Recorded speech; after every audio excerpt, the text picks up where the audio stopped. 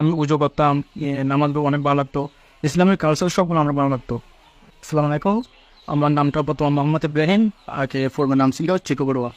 আমার বাড়ি জোয়ারিনানি ইউনিয়নের 1 নম্বর ওয়ার্ডে আমার বাড়ি। আমার বাবার নাম হচ্ছে রোনাদের বড়ুয়া, আমার মার নাম সুপ্রিতা বড়ুয়া। আমরা দুই ভাই।